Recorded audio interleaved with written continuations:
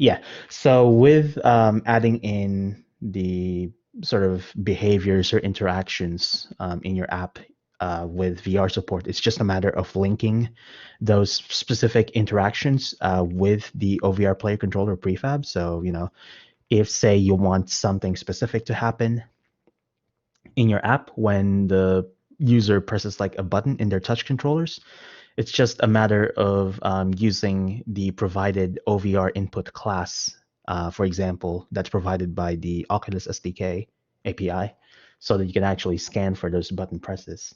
Now, with the API itself, again, you can just consult that online. So if you just look up Oculus Scripting API in Unity or something along those lines, you should first result that you get should link you to the appropriate manual page that contains like the list of all the available classes and methods and whatnot that you might end up using for your custom scripts.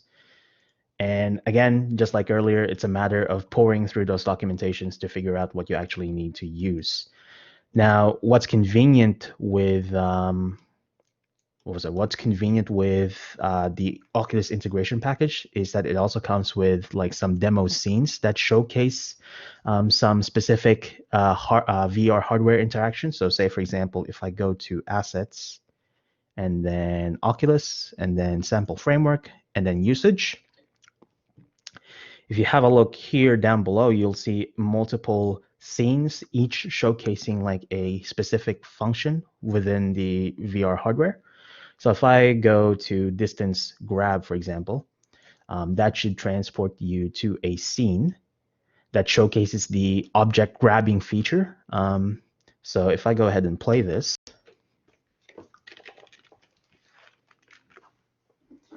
yep.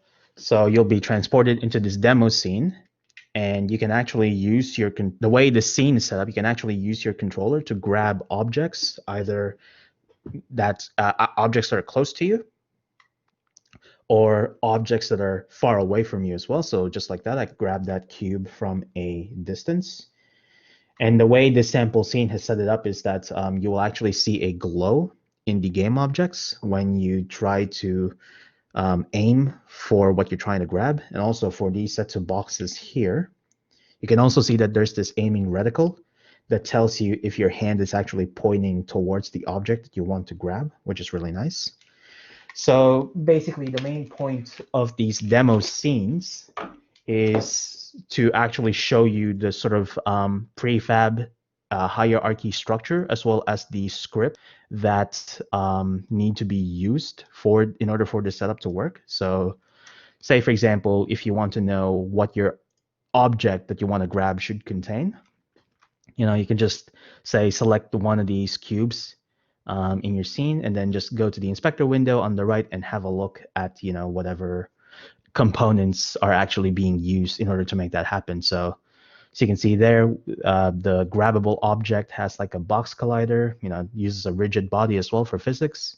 And also it's got this custom script here called distance grabbable.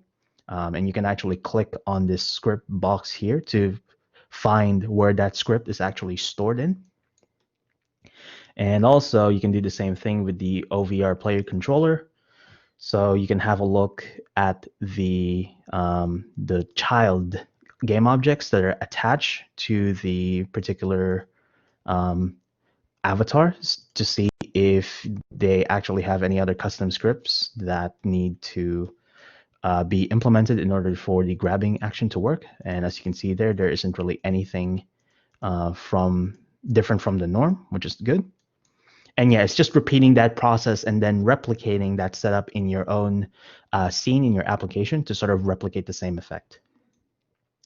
And also, in addition to the grabbing, you have stuff like custom hands as well. So if I go back to usage and go to custom hands, for example, so this particular scene showcases, how you can actually assign specific hand models to your controllers.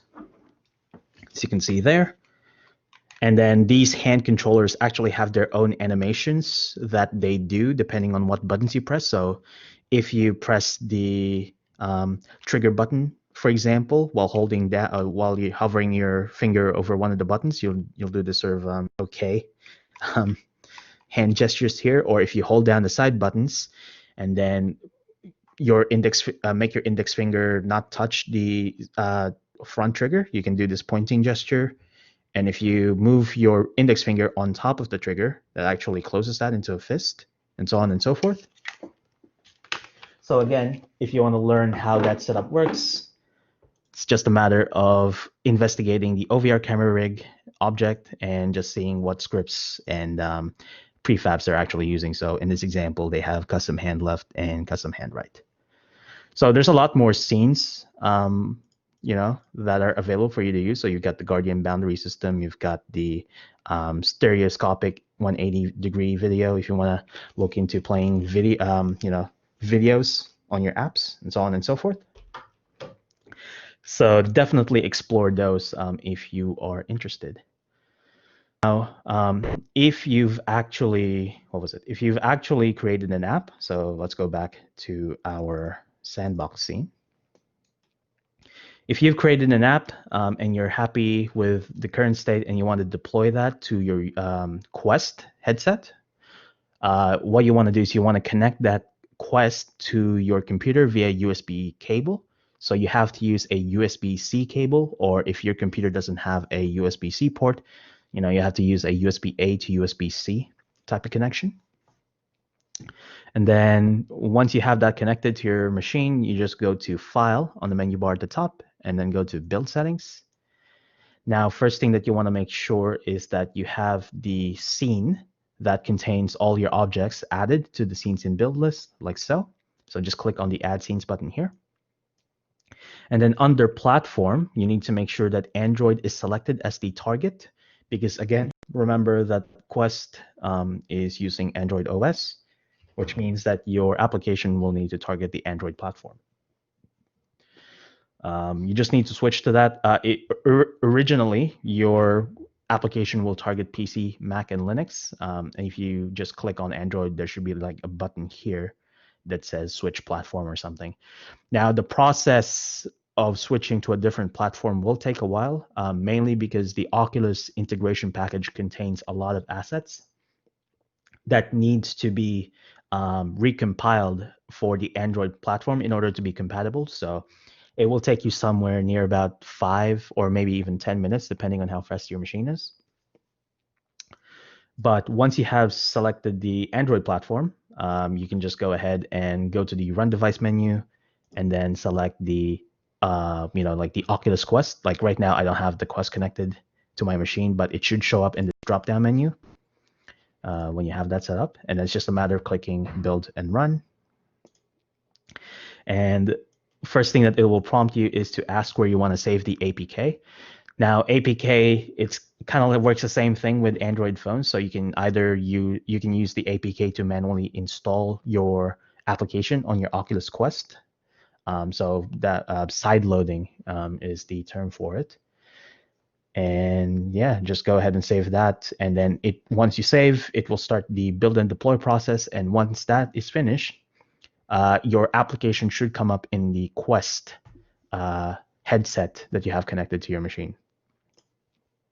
And again, all those steps are covered in this document here. And well, specifically in step 5, so build and run. Now, in addition to the headset itself, you will also need to install the Oculus app on your machine, whether Windows or Mac. Basically, the Oculus is where you can manage your device, connected devices, so stuff like firmware updates, SDK updates, and so on and so forth. This is also where you can manage some of your settings like account, privacy, and so on and so forth. Really, with development, you're mainly concerned with the devices tab here. So you can actually adjust some settings in your Oculus, and also do device setup, Guardian setup, so on and so forth. And also do firmware updates on your controllers. And yeah. Now, to download that is simply, again, a matter of just Googling, Oculus setup, and then that should transport you to this page right here, where you can actually download the software. Now, what's really good about this as well, with Quest, like a recent addition is the Oculus Link. And basically, what this does is that you can actually connect your Oculus Quest via USB 3 cable on your machine, and it will actually behave like an Oculus Rift S. Because remember, Quest is a standalone headset, so it doesn't need to be connected to a machine in order to run VR games, because it has its own set of hardware that will actually, render everything and whatnot. But of course, the biggest disadvantage of that is that the hardware on the Quest could be potentially slower compared to, like a high-end machine that you could be potentially using. So if you want to leverage the power of your, like awesome 2080 Ti graphics card, for example, then you definitely want to look into the Oculus Link feature as well. Just the heads up though, you do need a USB 3 cable because the bandwidth and the speed that you require in order to stream your applications to your Oculus Quest, the minimum requirement for that is USB 3.0. So just a heads up on that. All right, so that is pretty much it for the Oculus sides of stuff. So again, remember, if you want to sort of loan a headset for your development purposes for this unit, make sure to contact Winyu, and he'll get you sorted with that as soon as he spots that message. All right, so